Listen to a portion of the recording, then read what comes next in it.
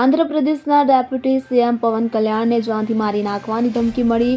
Janasena party આ જાણકારી આપી છે. જનસેના પાર્ટીએ કહ્યું કે ઉપમુખ્યમંત્રી પવન કલ્યાણની ઓફિસમાં ધમકીભર્યા ફોન આવ્યા હતા. કોઈ અજાણ્યા શખ્સોએ ફોન કરીને જાનથી મારી નાખવાની ધમકી આપી હતી. નાયબ મુખ્યમંત્રીને નિશાન બનાવતા વાંધાજનક ભાષાનો ઉપયોગ કરીને મેસેજ મોકલ્યા હતા. તેમની ઓફિસના અધિકારીઓએ આ બાબતની જાણ વરિષ્ઠ પોલીસ અધિકારીઓને કરી છે. મળતી માહિતી અનુસાર એક વ્યક્તિએ ચેતવણી આપી હતી કે તેમને ડેપ્યુટી સીએમ મારી નાખવામાં આવશે. આ ક્રમમાં તેમણે વાંધાજનક ભાષામાં ચેતવણીના સંદેશા મોકલ્યા તો પ્રોટેક્શન સ્ટાફે ધમકીભર્યા કોલ્સ અને સંદેશાઓ કે જે નાયબ મુખ્યમંત્રીના ધ્યાન પર લાવ્યા.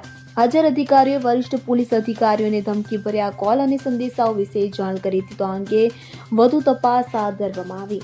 Bureau report CN24 news. હવે જુઓ દેશ દુનિયાની તમામ ખબરો તમારી આંગળીના ટેરવે. ઉઠાવો મોબાઈલ અને Google Play Store પરથી ડાઉનલોડ કરો અમારી CN24 ન્યૂઝ મોબાઈલ એપ.